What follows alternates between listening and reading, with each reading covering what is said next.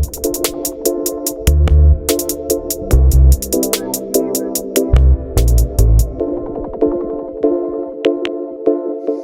right, welcome to this week's episode of the Fantasy Fanatics Podcast. I'm your host once again, James, and I'm joined once again by Nate. What's up, man? So All right, in today's episode, we will be previewing the AFC North and NFC North in the NFL for fantasy football. Definitely a lot of teams and players to jump into. We'll sort of give our outlook, I guess, on where teams will finish in the division as well. And then we'll head right back to the NBA to look at the NBA Finals that's currently going on as we're recording. I believe it is Game 5 that's going on right now. And then we'll jump right into previewing the Stanley Cup final that is going to be starting on Wednesday for the NHL. So how does that sound? sounds good. All right, let's just jump right into it. We'll start with the AFC North, and we'll start with the Baltimore Ravens. A lot of good fantasy options there. We'll start at quarterback. I mean, just looking at Lamar Jackson, I mean, this is a guy that, I mean, I love picking him every year when I go to pick up a quarterback. I think he's ranked inside the top 5. I don't know. I kind of agree with where he's ranked. I guess, what are your thoughts on Lamar, I guess, being like the 4th quarterback on average going off the board? I think his ceiling is somewhere around top 5. I don't think he should be lower than 6th. The only thing I'm thinking about is, I guess, like health, but he's normally pretty healthy. So, and the other thing is, the Ravens are a run-heavy team, even though he's the guy doing most of the running. But I think he should be able to finish top 5 still. Yeah, I feel like I don't know whether he has the upside that he had in his MVP year, but he definitely has the floor considering he rushes a lot. So you're going to get a lot of points regardless of how much he throws the ball, which is good. Because, like, let's just say they lose a game and then he doesn't get as many like touchdowns, he'll still be able to get you a lot of points just by rushing. So I think that's one of the positives about Lamar Jackson. And yeah, he does have top 5 upside for sure. He definitely has first overall upside as well, as we saw in his MVP year. So if he can replicate that, he'd definitely be a great pick. We'll get to Baltimore's running backs now. You got J.K. Dobbins there, and you have Gus Edwards. I think both of them tore their ACLs or Achilles, whichever. I think it was before the season. So kind of like both of them were like they weren't playing.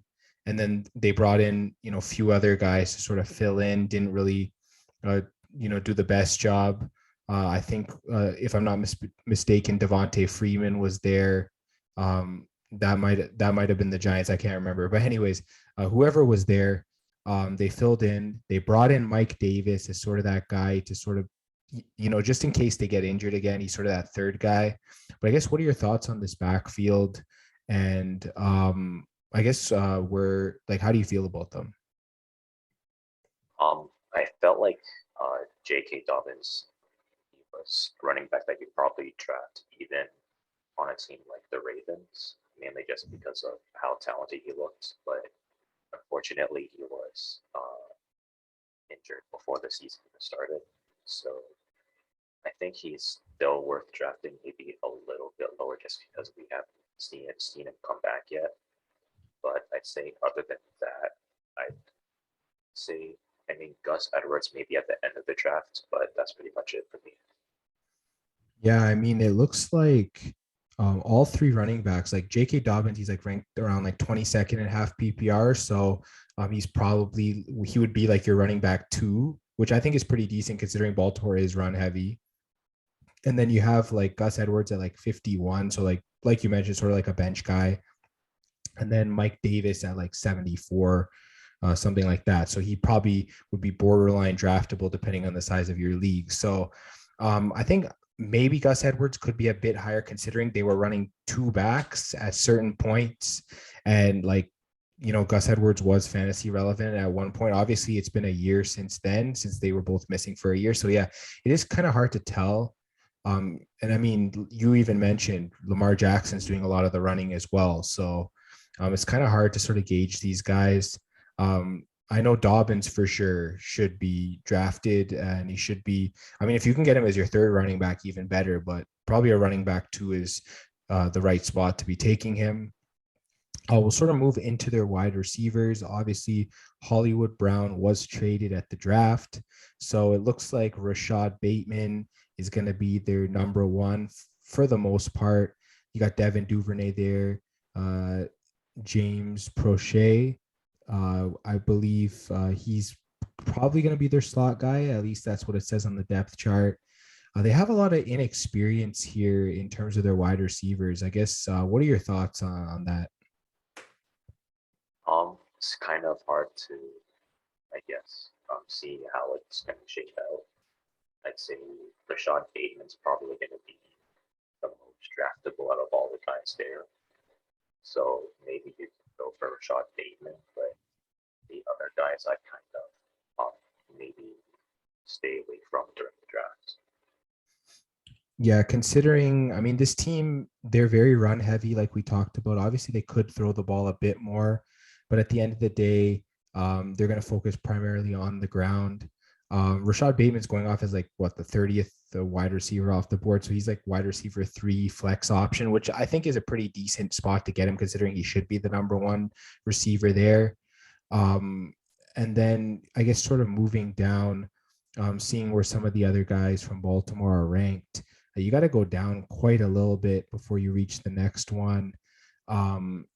Yeah, I don't think anyone is borderline draftable, like you were saying. Like, I mean, the next one here is you got Duvernay at like 120.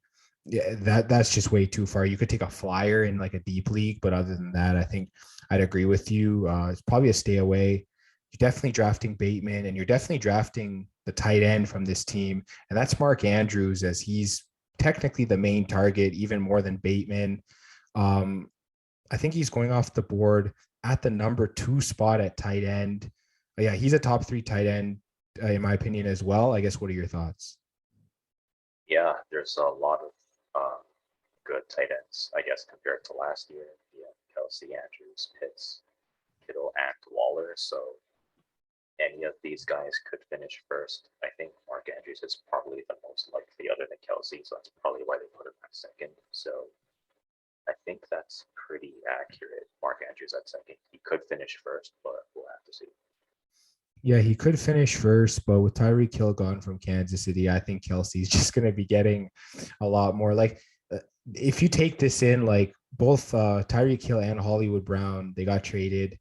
And now the 2 tight ends on those 2 teams, Kelsey and Andrews, they're just going to be getting a whole lot more targets than they were already getting. So, yeah, it's going to definitely be, I think, a good year for tight ends. I know last year was pretty much a mess with trying to find a tight end one that was healthy. But I think this year should be a lot better for tight ends. I mean, we say that every year, and then we get into the same situation with the lack of depth. But yeah, I definitely, if Mark Andrews is on the board, you definitely take him. He's definitely going to be really solid.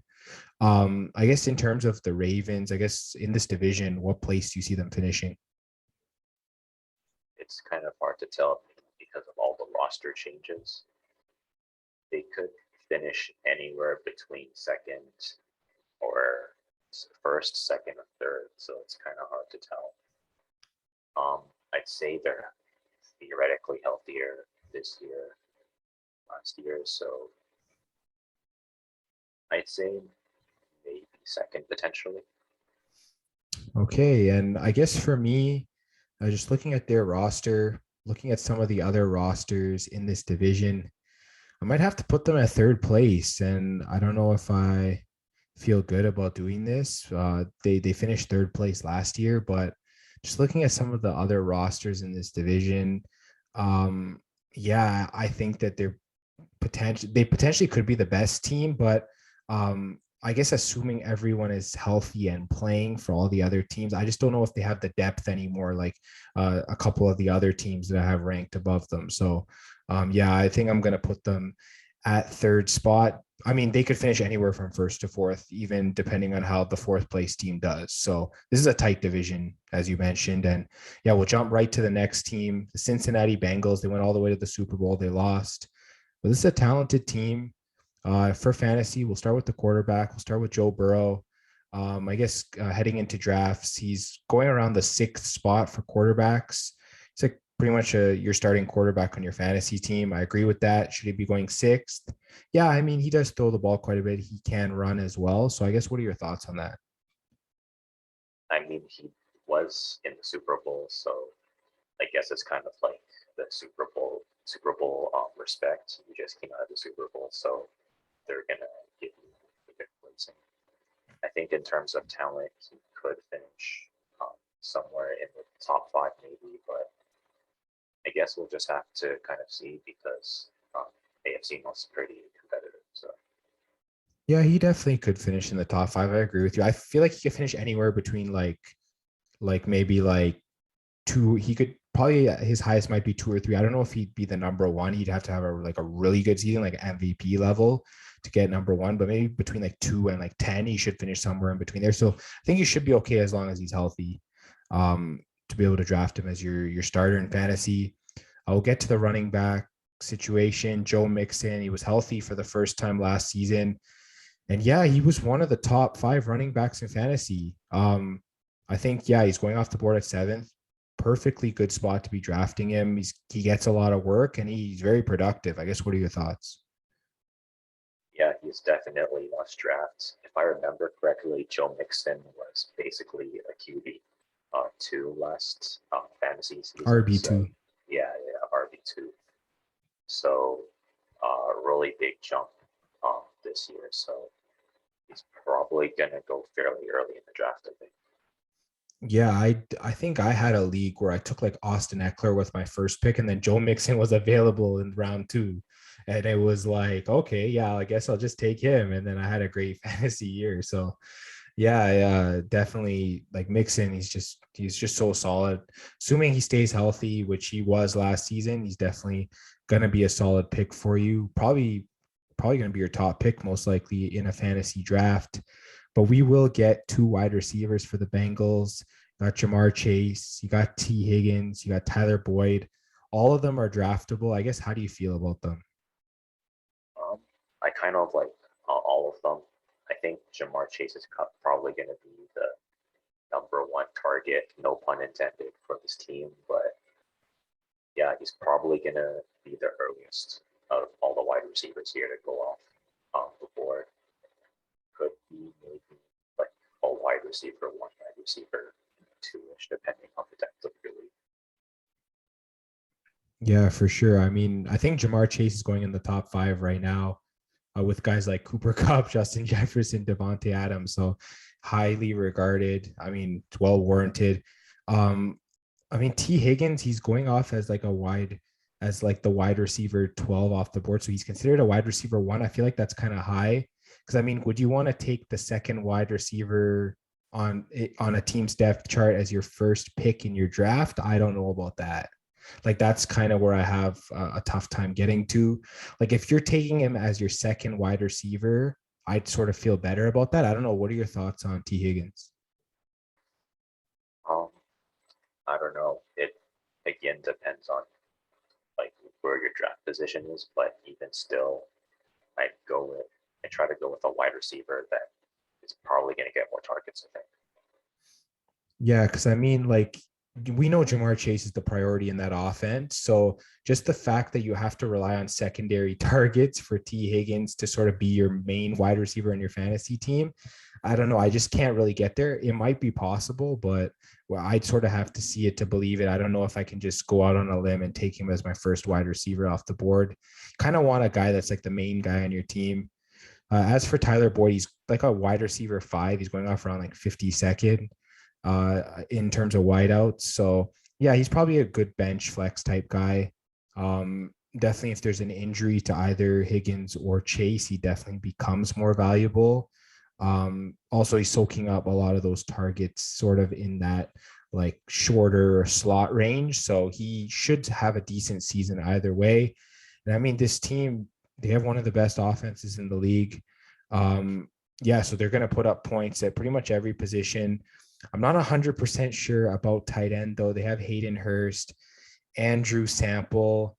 Um, I don't know if I'm really sold on either of them. I don't know. Give me your thoughts on tight end. I'm thinking, I guess Hayden Hurst is kind of like a depth piece. He's pretty decent. He's not necessarily in his prime anymore, but I guess he can kind of get the job done still. Um, where would I draft him? Probably a little bit more. I'd probably look for someone else first, honestly, because I think Hayden Hurst is ranked 26 right now. Even then, I'd say he should probably be a little bit lower than that. But yeah, I'd probably look for someone else before I would go to Hayden Hurst. Yeah, I think he's either like a backup tight end, maybe a guy you pick up off the waiver wire or something like that. And then Drew Sample, only if Hurst was injured. And I mean, yeah, like you mentioned, Hayden Hurst, his best days were when he was with Baltimore, and then he's moved around a couple spots. He just really hasn't been the same. I don't know if we can rely on him fully. I think this team, you're taking Joe Burrow early, you're taking Joe Mixon early, you're taking Jamar Chase early, T. Higgins a little bit after, and then Tyler Boyd is more of like a depth piece. And yeah, I think this team, they're going to be solid in fantasy if you own either of those players. Getting to, I guess, where we see this team in the division, I guess give me your thoughts where you have the Bengals. Kind of like the Ravens, the Bengals can finish anywhere depending on how the season plays out. But I guess I'll give the Bengals Super Bowl respect and say that they finish first. All right. So you have the Ravens at second, the Bengals at first. I have the Ravens at third. And just by looking at the rosters, the way they are constructed right now, I have the Bengals at second in this division. I mean, they have a great offense. Their offensive line is getting better. Their defense is also starting to get better as well. But I think there's one team in this division that's a little bit deeper than them. So I'm sort of going to give that team a little bit more respect. Obviously, I guess this analysis is just injuries aside. So looking at a team fully healthy, I feel like the Bengals, in my opinion, are the second best team in this division. But let's get to the next team. It's the Cleveland Browns. You know them very well. They're the team that you support. So let's just get right into it. Assuming all goes well and Deshaun Watson's the starting quarterback here, in my opinion, he should be your starting quarterback in fantasy. He'd be like a top 12 guy. I guess give me your thoughts. Yeah, I mean, Deshaun Watson has loads of talent. Like you said, top 12 quarterback for sure. The Browns, they have a lot of talent around Deshaun Watson. And Deshaun Watson is already talented himself. He can pass, he can run. So he should be very productive. So I think you could actually possibly take him as a quarterback one, but it looks like he's listed as like more like a quarterback two. So if you do draft him as a quarterback two, probably gonna get a lot of value for him. Yeah, you would be getting a lot of value. I think he's only falling because there's a chance he might not play. Obviously, we know everything that's going on off the field with him. He should be drafted as a quarterback one, though. I definitely agree with you on that. He's just fallen because of the risk. I think that's pretty much what it is. I guess if he doesn't play and Baker starts, like if they're able to work things out with Baker, I assume he'd probably just be like a backup quarterback in terms of like where you draft him.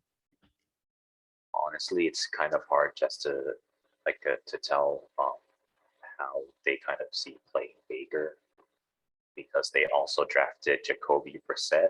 I mean, they didn't draft him, but Signed him, yeah. They signed up Jacoby Brissett, so it's like he's technically the QB2 on the depth chart, but what if they decide to play Jacoby Brissett instead?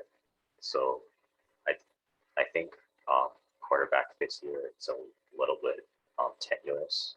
Maybe you can go for Deshaun Watson, but I'd stay away from the other quarterback just because we don't know who's going to be playing. Yeah, for sure. Definitely agree with that. I probably wouldn't draft Brissett either way because I feel like if Brissett's the starter, they're going to go very run heavy and you're probably not going to be able to lean into good quarterback play. I mean, he is a decent quarterback, but for fantasy, he's not really as relevant. I guess in my opinion, if Deshaun Watson doesn't play, they're going to do their best to convince Baker to start because Baker says he wants to start somewhere this season. So if the opportunity opens up for him in Cleveland, he might be able to mend any issues he has with the team.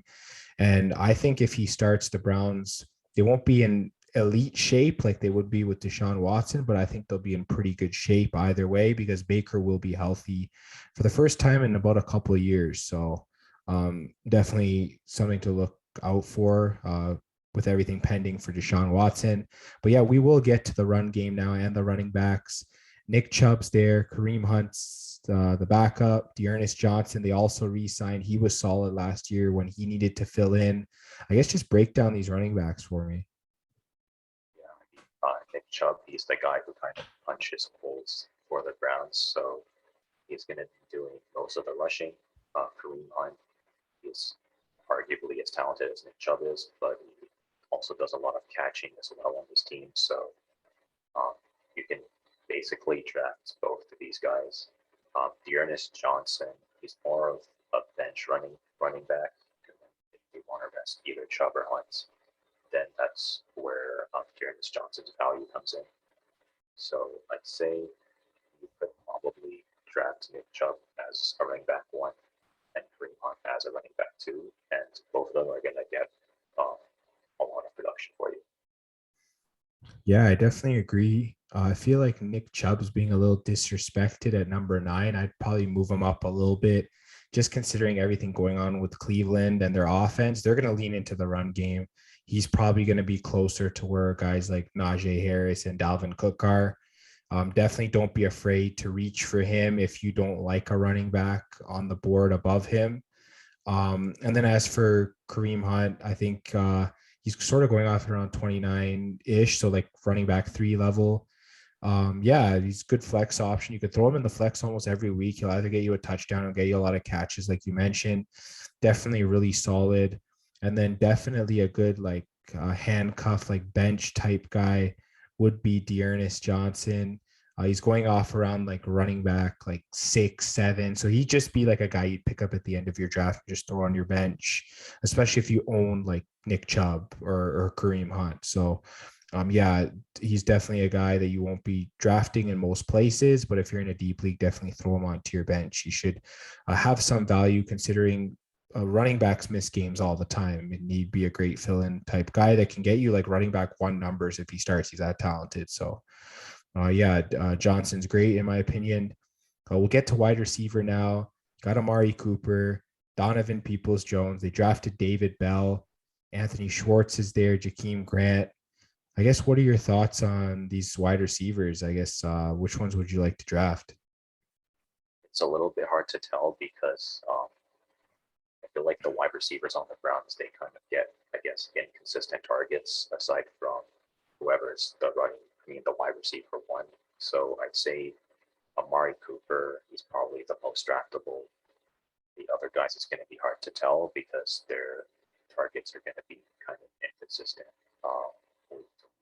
So I guess just looking at the list a little bit, it looks like Amari Cooper is 19th. I'd say that's maybe around where you'd want to draft him, mainly just because the Browns are pretty run heavy.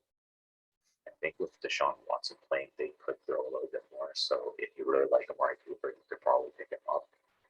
The rest of the guys, I'd say maybe close to the end of your draft. Yeah, for sure. I definitely agree with you that Amari Cooper's the main guy. Wide receiver 2 with a wide receiver 1 upside if Deshaun Watson plays. That's definitely how I see it. Yeah, you kind of take Cooper as like your second guy on your team, and then he could have that high end upside if he's playing with a talented passer like Deshaun Watson.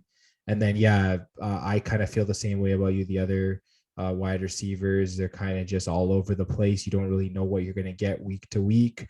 Obviously, that could change with Watson coming in. Donovan Peoples-Jones is at like what 79.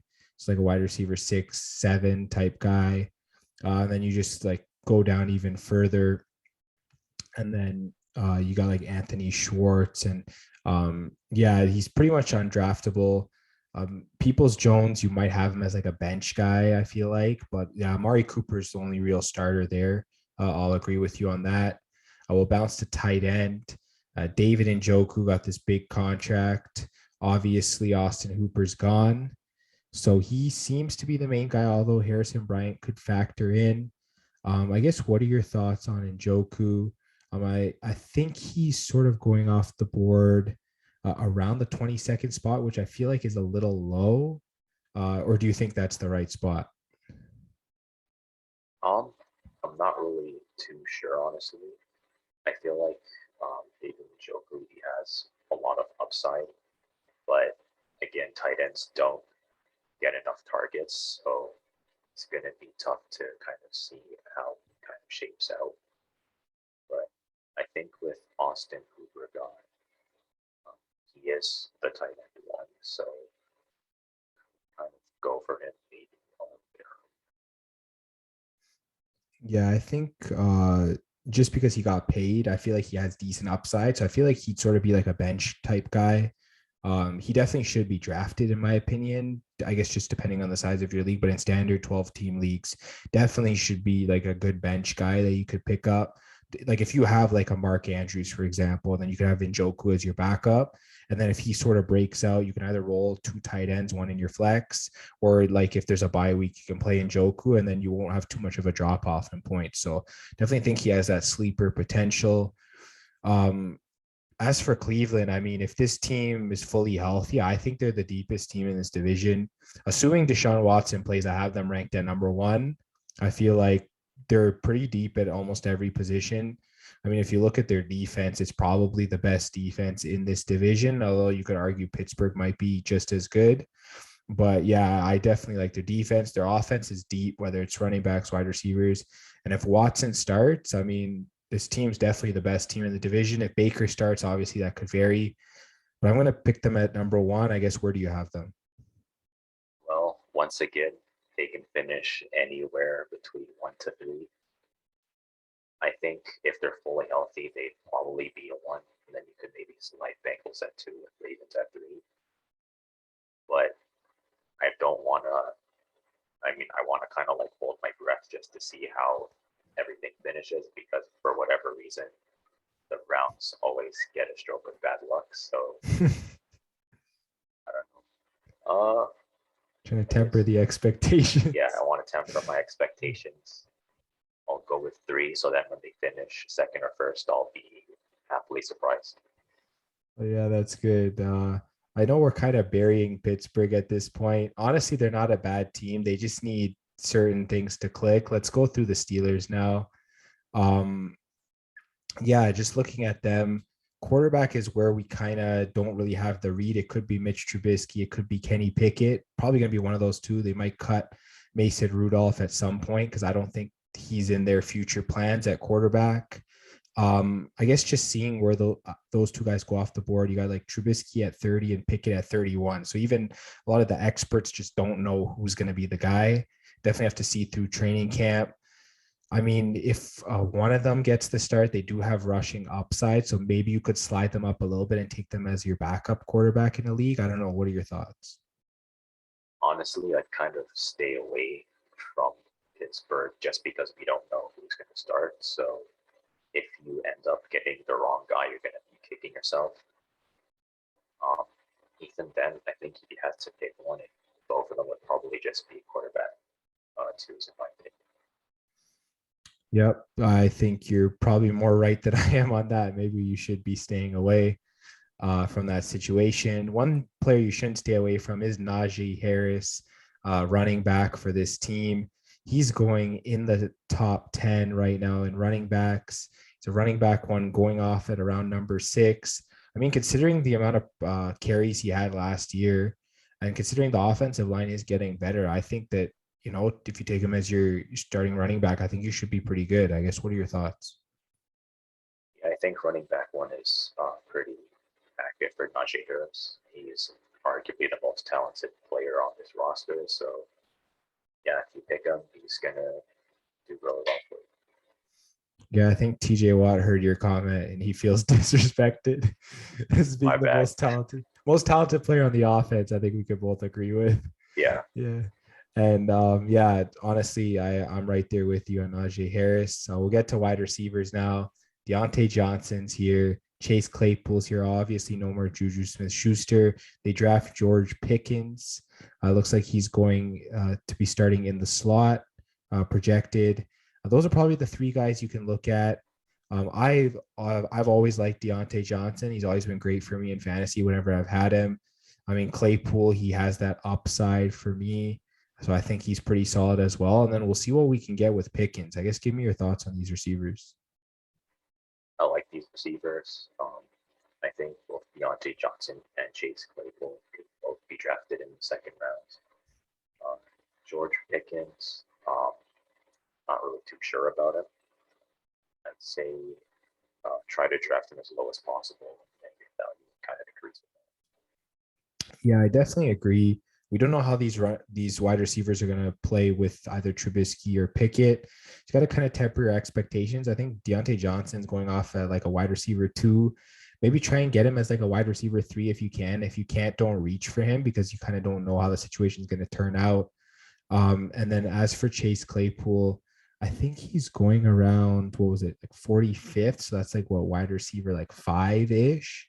So yeah, that's pretty decent, I think, value wise. And then I guess just going further, just seeing if George Pickens is here. Yeah, he's around 78. So like wide receiver 7 or so, he's sort of going off as. Yeah, it'd be like a bench guy potentially on the waiver wire. I think I'm right there with you. Definitely going to be pretty solid. And then, yeah, getting to tight end, I think this is where the value is, and maybe the main target potentially. Pat Fryermuth definitely stepping onto the scene last season. Yeah, it looks like he's going to be the guy here. It looks like Eric Ebron has moved on. So, yeah, drafting Fryermuth, I think, is a must in fantasy. It looks like he's going off as a tight end 1. He's going off around 11th. I think he's a perfect spot. I mean, I think you can just roll him in as your starter and he'll be really solid. Yeah, I agree. Um, the wide receivers, again, they have some depth there, but not so much that they have no reason not to throw to Fryermuth. So I feel like Fryermuth's going to be getting a lot of targets. Yeah, I definitely agree. You got to temper your expectation at the beginning, but I feel like he'll definitely round into that solid starter for you as the season goes along. Getting to where we think Pittsburgh's going to finish, I think we can both agree that we kind of see them at 4th. But obviously, Mike Tomlin's never had a losing season as head coach, so they're probably not going to finish 4th. The question is, which team are they going to finish ahead of? I can't really pick one right now. Probably injuries will indicate that.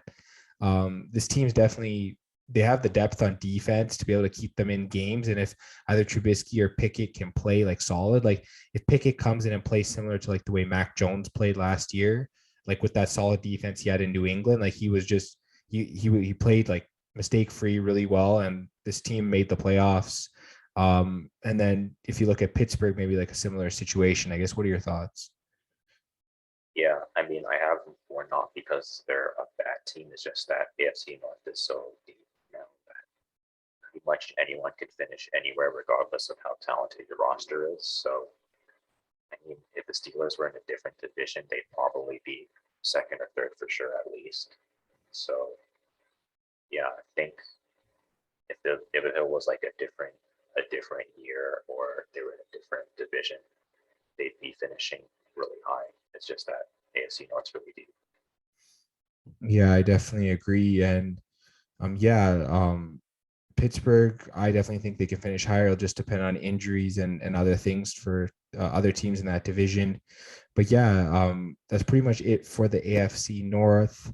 So let's just move now to previewing the NFC North.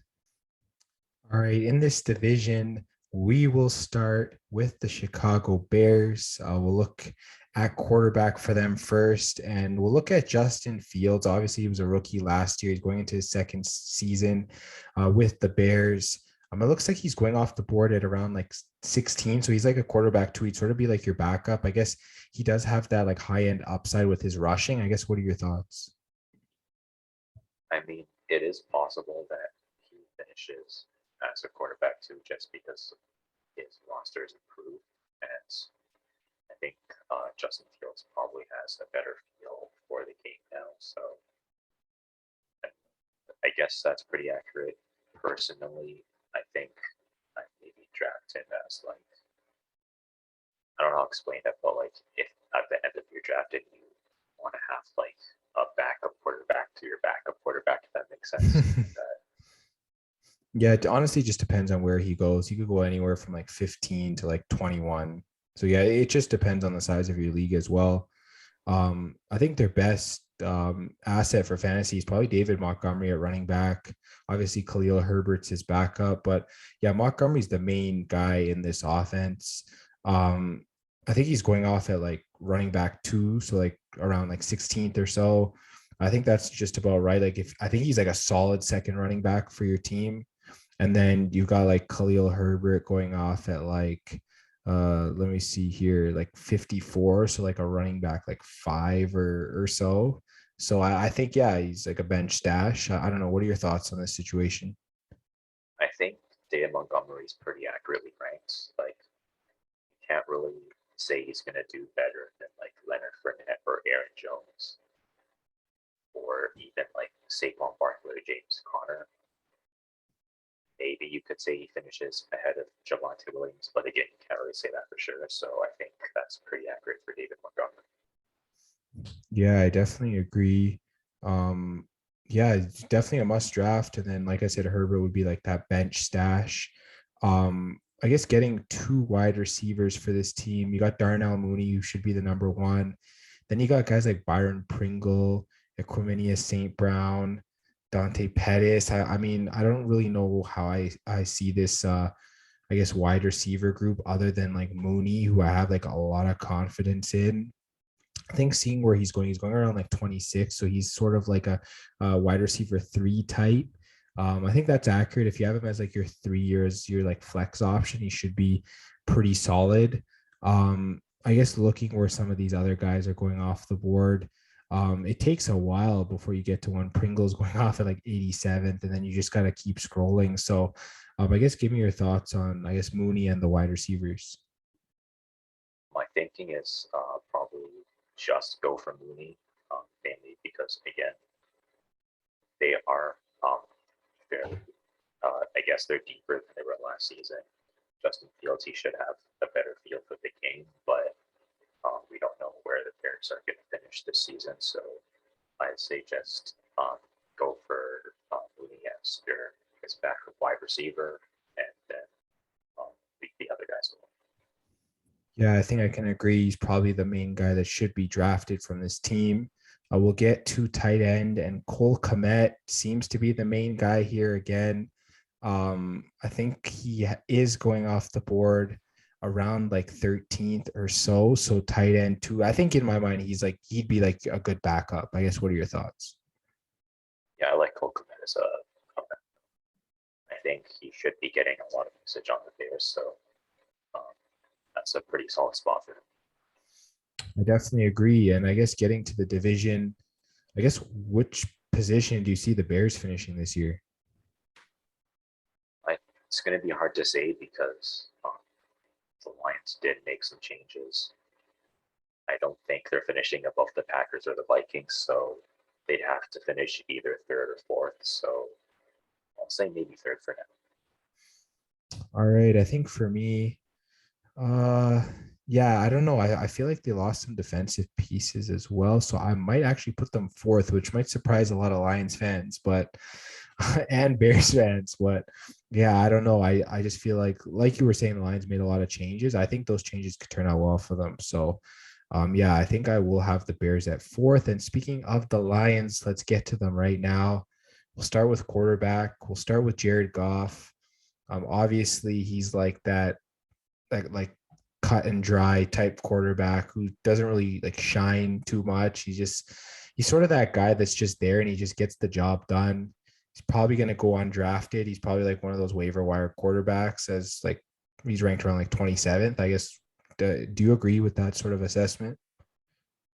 I mean, you can't really draft him above a lot of these guys here that you see as like a quarterback too. Like for example, like maybe you could draft him above Daniel Jones, but it's going to be like really close.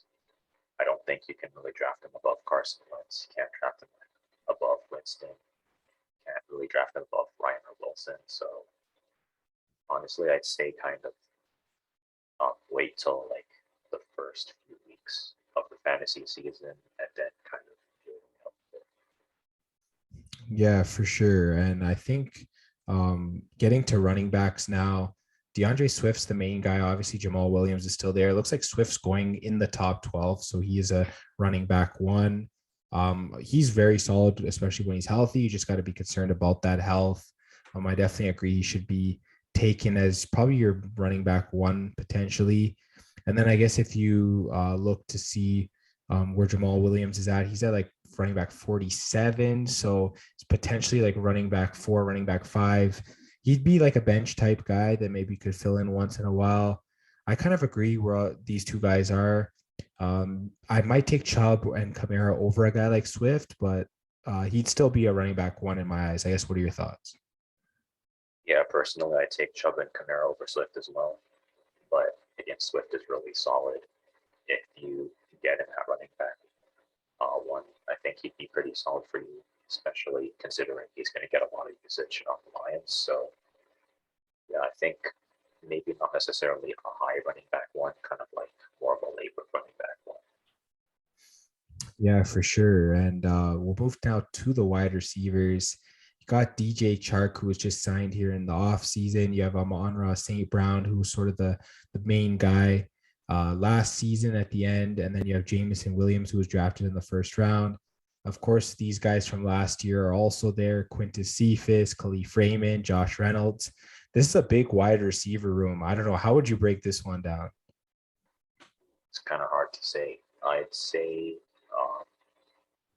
I think DJ Chark and Amon-Ra St. Brown are going to be the main guys there. So obviously they got DJ Chark. He's going to be like the main free agent, so you could probably draft him first out of this roster, and then maybe Amon-Ra St. Brown. Khalif Raymond, Josh Reynolds, and Quintus Cephas. I don't think they're going to get enough targets to be fantasy relevant this season, so kind of just look at them from week to week. I definitely think that Chark has the value. He's going off at like wide receiver 5, which is interesting.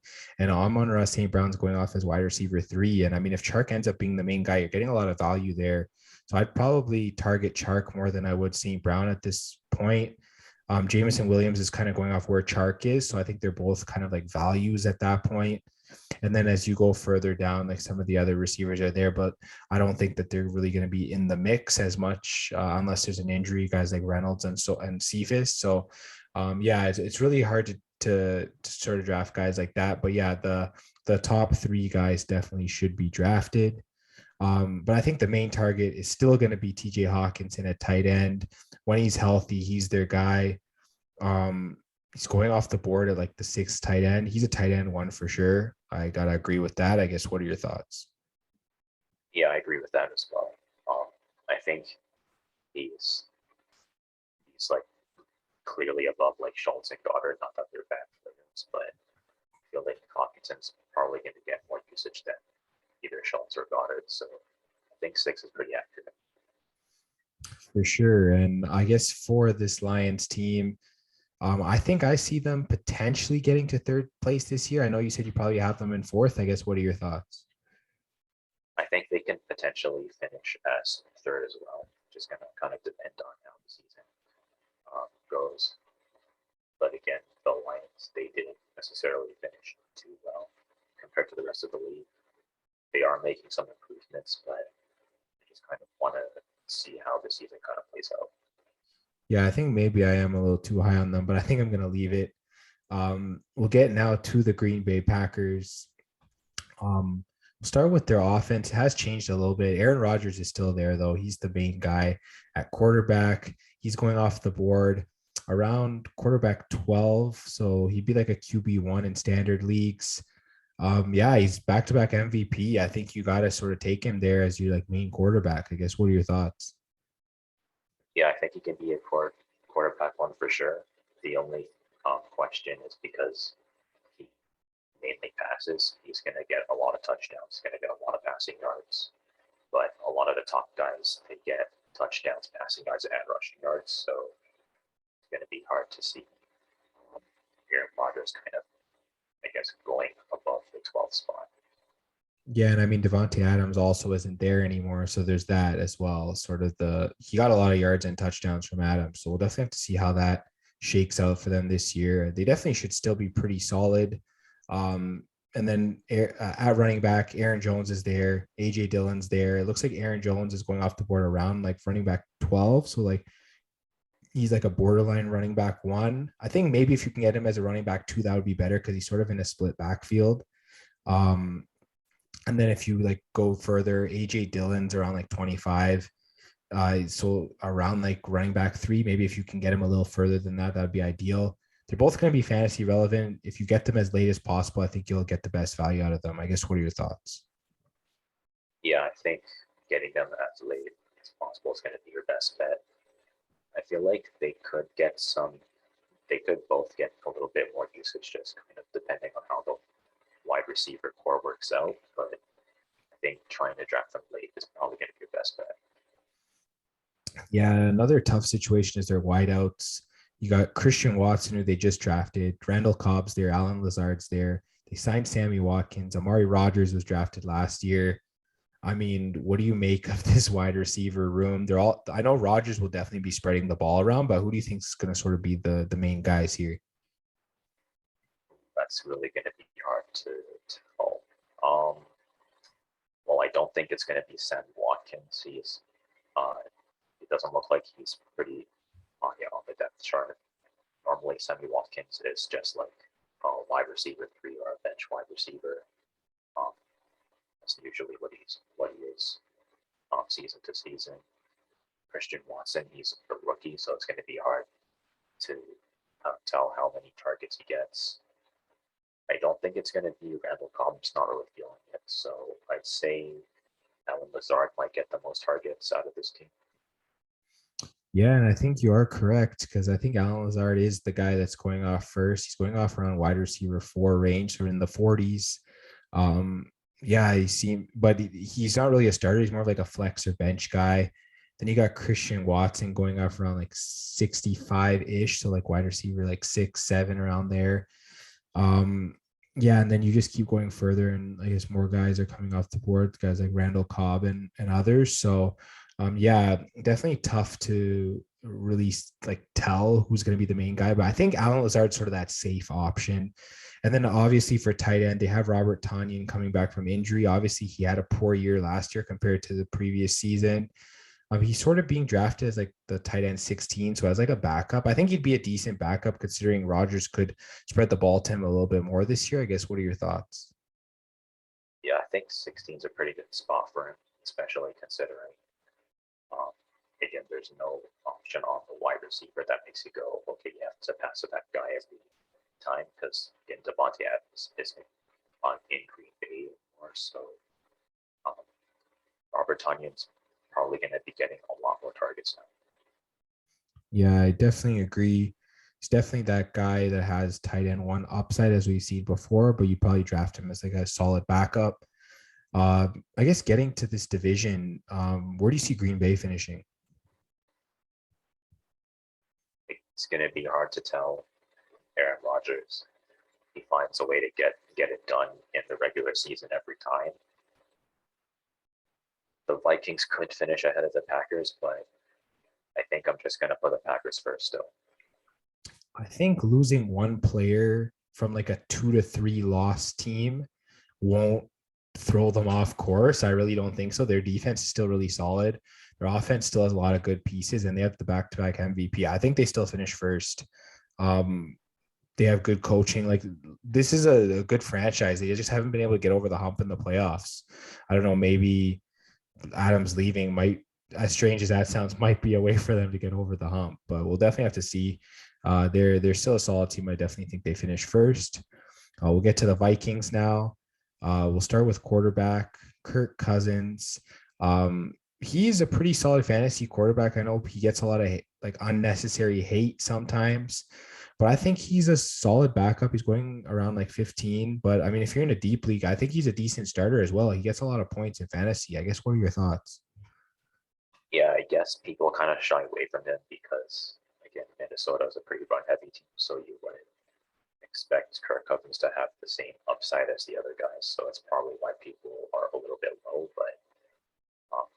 Cousins, he's fairly solid. He finds a way to get it done, even without the amount of throws that the other guys have. So I think you could draft him as a quarterback one in a deeper league. If you get him as a quarterback 2, then you're going to be really happy because you have 2 really good quarterbacks. Yeah, I definitely agree. He's a great bye week fill-in as well. We'll get to the running backs.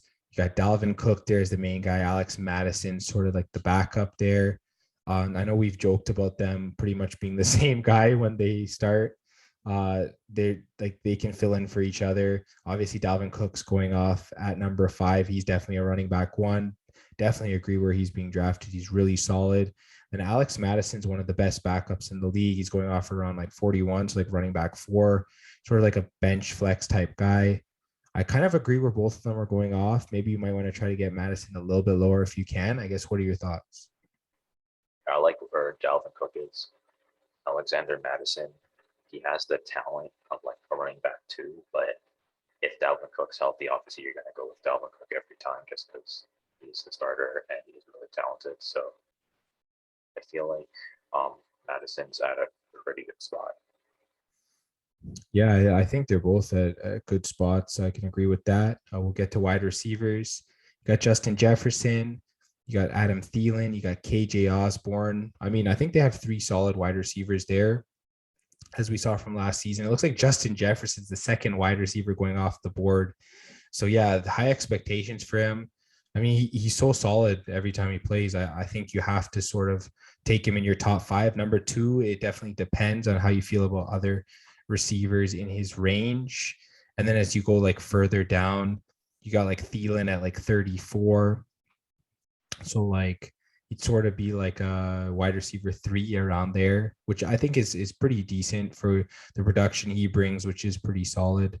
And then as you go like further down, you get like a guy like Osborne. Geez, I don't even see him. He's probably like a bit further down, or maybe I missed him. But yeah, either way, like you're getting, oh yeah, he's here.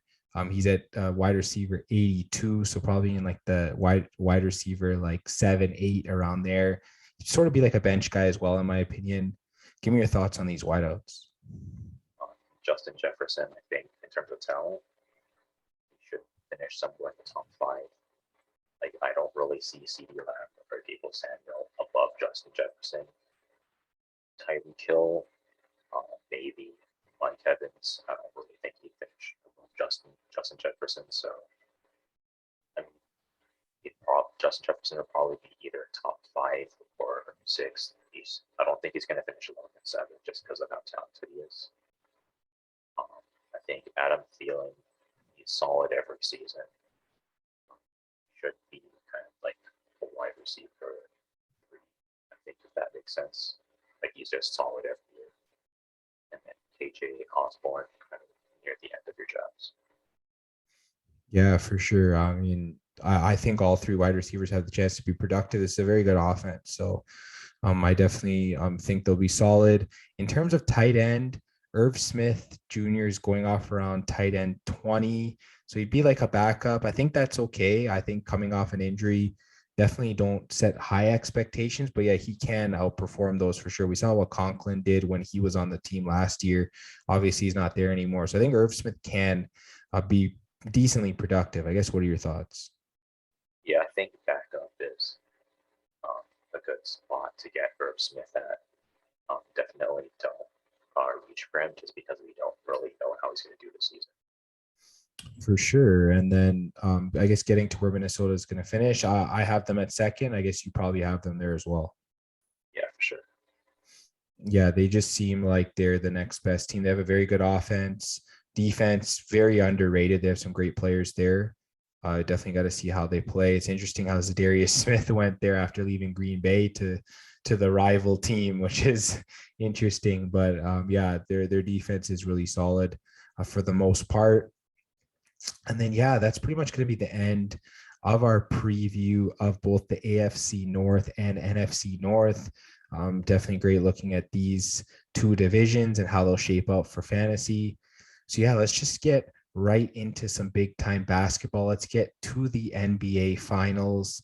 I guess taking a look at the finals coming into tonight, the finals was tied at 2 apiece, with the Warriors winning games 2 and 4 and the Celtics winning games 1 and 3. It is interesting how the series has gone, but Game 5 just finished as we started recording, and the Golden State Warriors beat the Boston Celtics 104-94. I guess just looking at how this game went, you have Jason Tatum leading the Celtics with 27 points, Andrew Wiggins having 26 to lead the Warriors. And then you had Jason Tatum with 10 rebounds to lead the Celtics, and Andrew Wiggins having 13 to lead the Warriors. And then Jason Tatum with 4 assists to lead the Celtics, and Steph Curry having 8 for Golden State. It looks like Andrew Wiggins had his best game of the playoffs this year. I guess give me your thoughts. Yeah, I think the Celtics, they did a pretty good job, actually, even though they didn't necessarily win. I think just in the series in general, I think the Celtics, they won game 1, if I remember correctly, so they're still in a good position in the series. I think Golden State was in more danger of losing the series. They lost this game than the Celtics are, so I think, they limited Steph Curry to 16 points, so that's really good. Andrew Wiggins really steps up, so that's really impressive, but it kind of, I guess, shows the depth of the Warriors. They have a lot of players who can score. Any one of them could go for 20 points if they need to, and they really showed that tonight.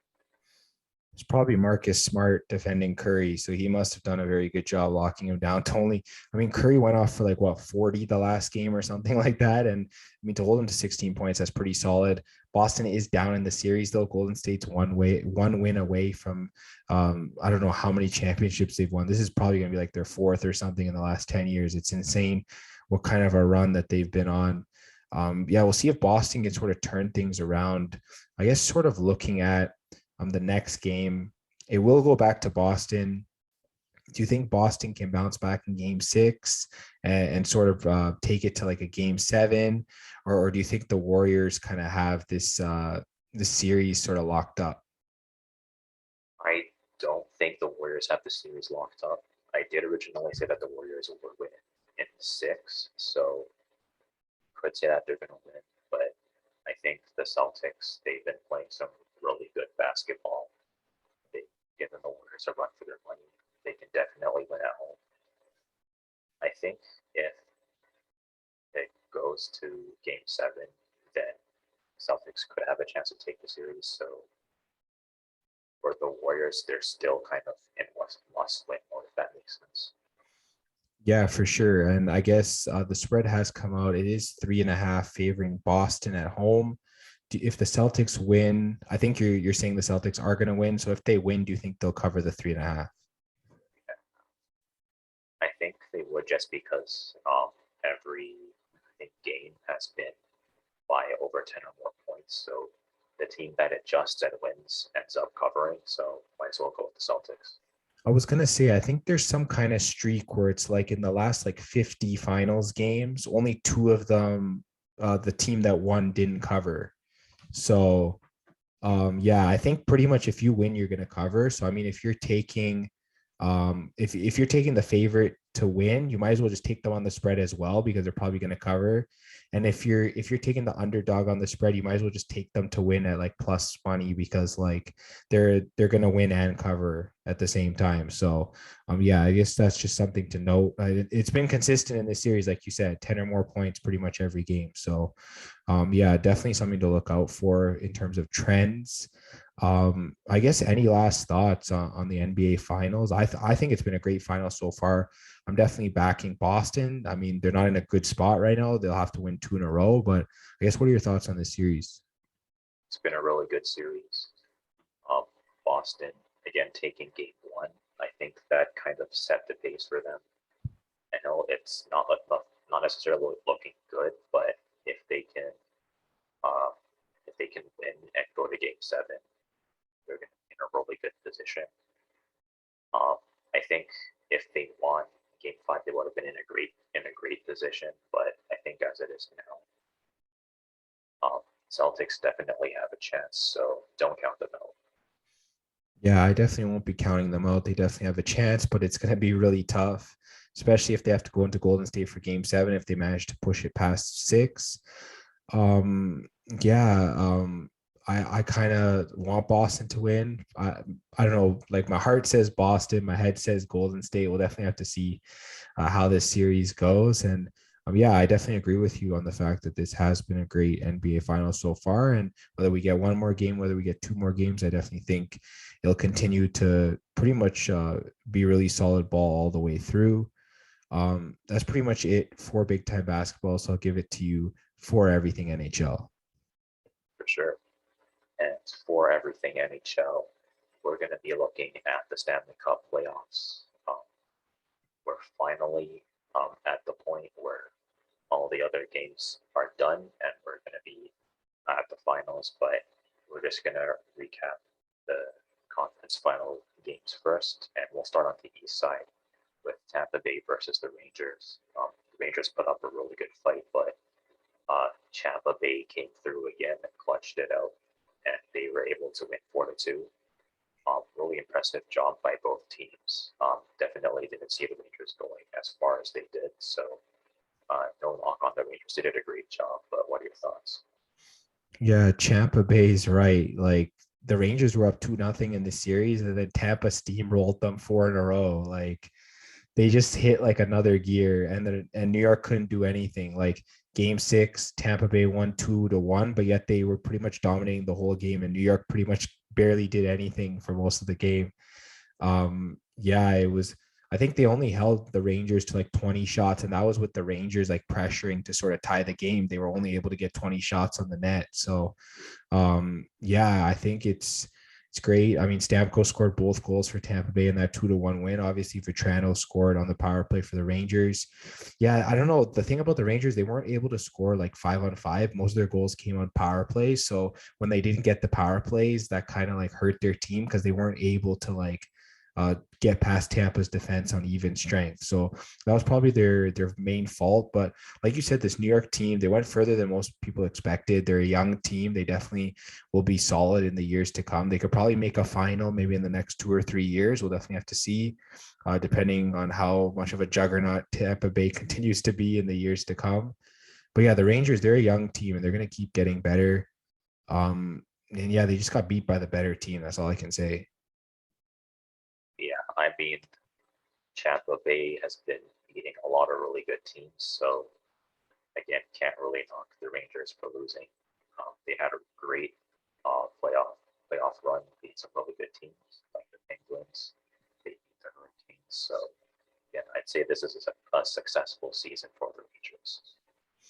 Yeah, I definitely agree. Yeah, they outperformed expectations for sure. I'll definitely give them that. Sure. And going to the Western side um, of the playoffs, we have Colorado burying the Oilers. Unfortunately, um, it was a sweep. I didn't think it was going to turn out like this. I thought the Oilers they'd be able to win at least one game, but Colorado really um, put put the gas on and they managed to sweep the series. So, what are your thoughts?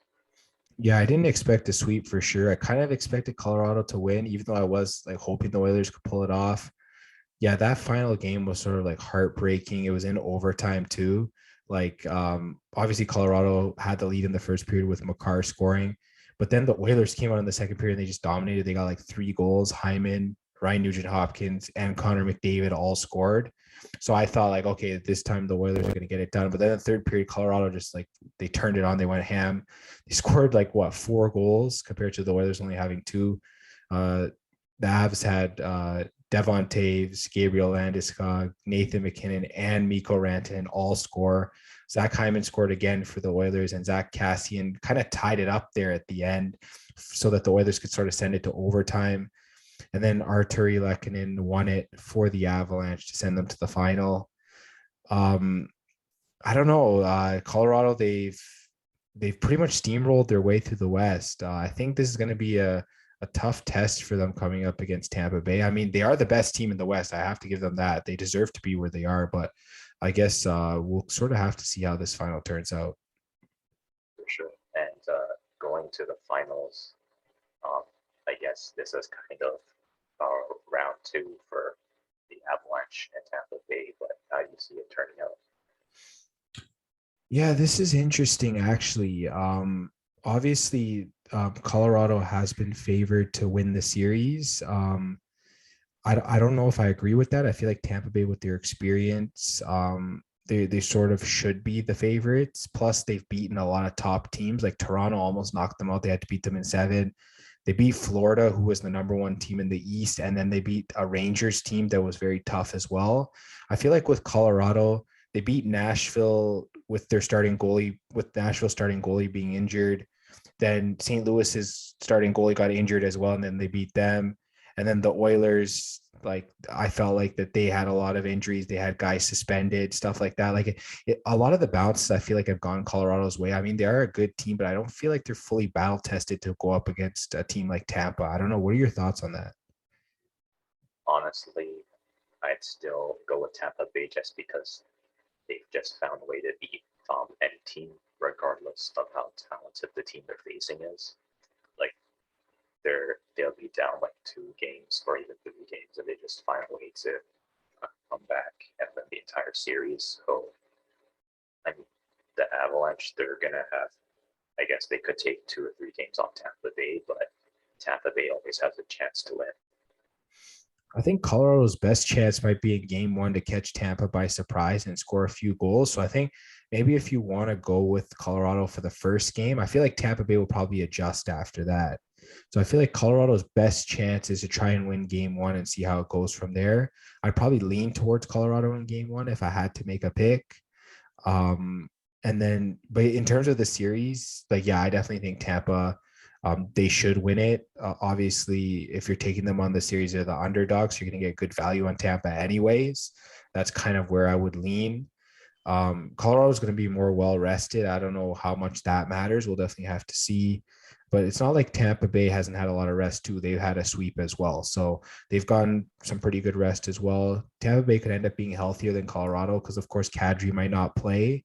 So that's definitely something to look out for. But yeah, I think it just comes down to Tampa Bay has probably the best goalie.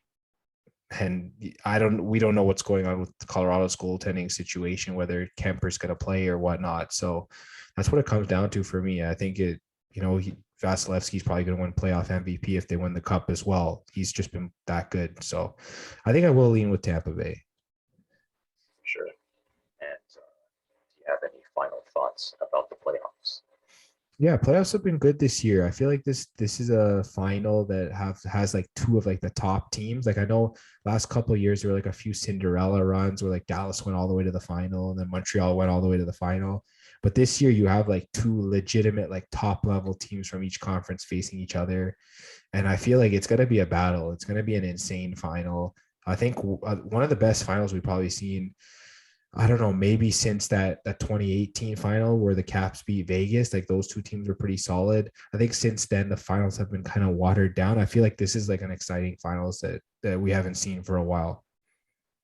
Yeah, I mean, both of these teams, again, they're the best team in each conference, but they had to beat some really solid teams to get there. I mean, Tampa Bay had to go through the Leafs had to go through Florida. Colorado had to go through Nashville, and they had to go through St. Louis. So, yeah, they had some pretty tough runs. They were just that good that they beat the teams the way that they did. So, it's gonna be really good battle. Yeah, I definitely agree. It's gonna be fun to watch. It starts Wednesday. Definitely tune into it. I think that it's gonna be a great series. Sure.